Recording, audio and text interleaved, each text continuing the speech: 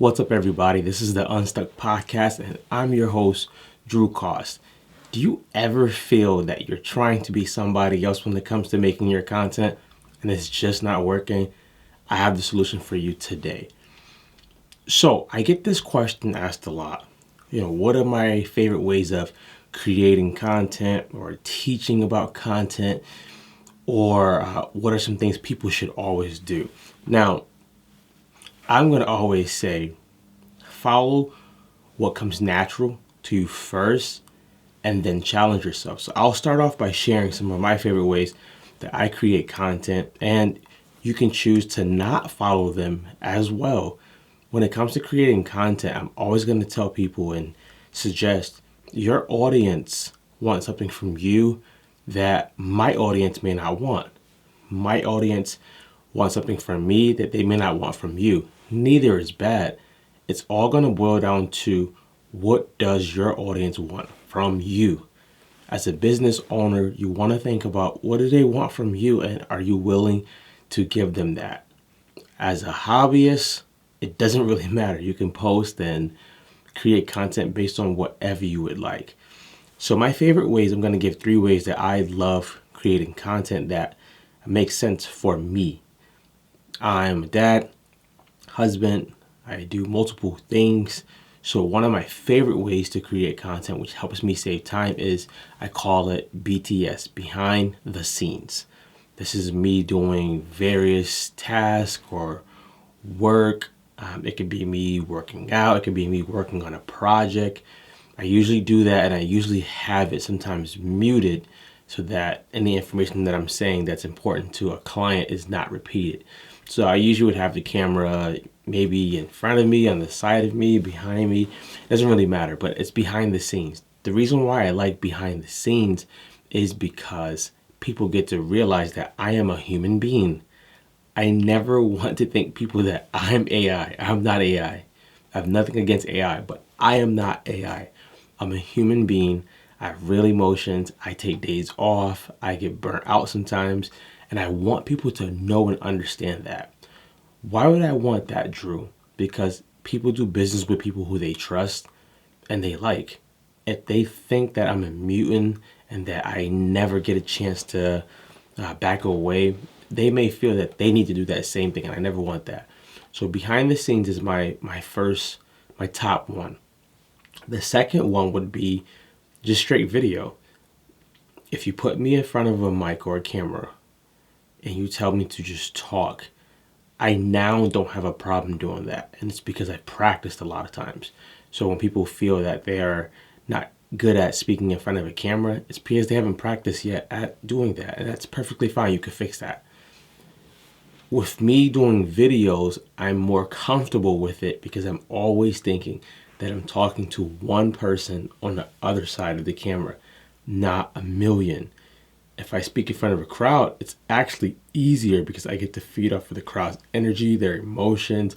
I get to see what's resonating. So speaking in front of a camera was hard at first, and sometimes it challenges me, but I'm always thinking I'm speaking in front of an audience of one, not an audience of 1,000. So when I do that, I don't need to put on a voice. I don't need to become the next Barry White. I don't need to do anything. I can be naturally me. That helps me out, and usually that gets the most attention from my audience because I'm resonating with them. The third way, which may be surprising, is honestly time lapse. If you have an iPhone, it's called time lapse. If you have an Android, I believe it's called hyperlapse or hypertimes. I'm not sure. I don't have an Android. And that's just doing whatever you do, putting the clock on time lapse and using that. I like to use that when I'm working and I need to go into a deep work, as my man Cal Newton would say, where I don't want any distractions or any of that. I put the phone away from me and I put it on time lapse and I have it recording me doing work. I just get lost in the work. Cool thing with this is I can use this as my post, stuff like that. I can use this as a B-roll. B-roll is when you insert some footage inside of a normal footage to give it a more a vibe or a good feeling or a good fit. It makes the video look a lot better. But with all these things, when you're creating content, the goal is to pull in the audience to you, to the solutions that you have for them. It's not so much about how perfect you are, but how you offer solutions to the people, how you engage with the people. I think nowadays we see people who are amazing at creating content, and we automatically think that we need to get to that level tomorrow. That may not happen. Or we start to think that if I'm not at their level right now, my content isn't good. Not so. My content will look a whole lot better a year from now. I'm going to be a whole lot better. Yours will look a whole lot better a year from now if you keep at it. Now, should you adopt any of those things that I said? You do not have to. As a content coach, I'm always going to say you don't need to adopt my process. My process works for me because of the season of life that I'm in right now. So it works for me. My process may not work for you.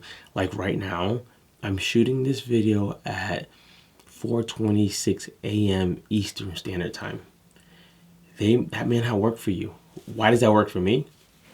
Number one, my daughter is asleep, so I don't have to worry about her running down here. Number two, I like being up in the mornings because I'm an introvert. I like to have quietness and get things done. Three, I know at night I couldn't record with my family, my daughter running around. It would be an inconvenience to them. So that works for me. You have to find out what works for you. Once you find that out, then you can double down on that. And you find that out by trial and error. I used to find out that if I tried to run downstairs and get a quick episode in, I'd be like 9 minutes in and she would come running down in the middle of the episode and I had to scratch the whole thing or use it for B-roll. So you find out what works for you. What I would say is think about, what does consistency look like for you first? Does it look like showing up every day, every other day? I'm a big fan of, if you want to be good at something, find a way to be consistent consistently. So if I want to become better at making videos, maybe I do a video a day just for a minute. I like that more than let's do 10 minutes once a week and then never do it again, because the consistency muscle actually works when you exercise it. If you exercise it only once, you're not going to see a lot of result. Can you? Yes. As a fitness coach, when I train people in person, I would tell them, if you come to me once a week, you might see some results. I'm not going to say you're not. But if you spread it out and you come 2 to 3 times a week, you're going to see more results. That's not saying that you need to adopt that. That's a suggestion that I'm giving you based on a lot of evidence of success that I've had as a content coach in helping people out in general with content. So what does the consistency look like to you? Number 2, what are you willing to sacrifice? If you want to be good at being a business owner, having good content is one of the things you got to think about. Unless you're a Bentley or a Maserati, you got to get out there and market and show yourself and show your solution to the world. That's content. So what are you willing to sacrifice? Doesn't mean you need to sacrifice your firstborn child or sacrifice hours of sleep, but there may be some sacrifice along the journey. Number one thing you may have to sacrifice is your ability to not be prideful, not be perfect, not try to get it all together. You're gonna mess up. It's part of the journey.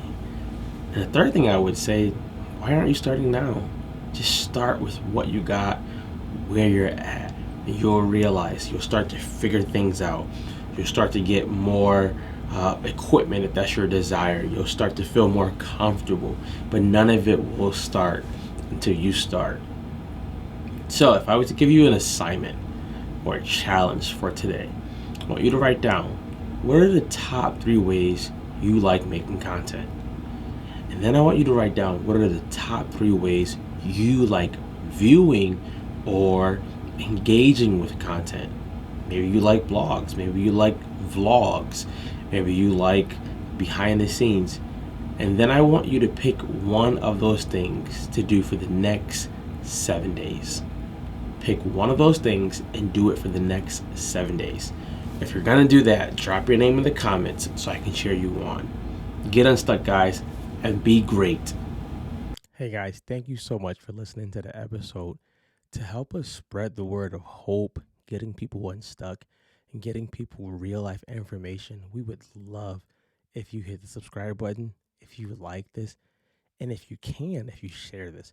We want to keep giving people these resources to help them change, to find hope, to live again, and you can help us. And we thank you for being here. Take care.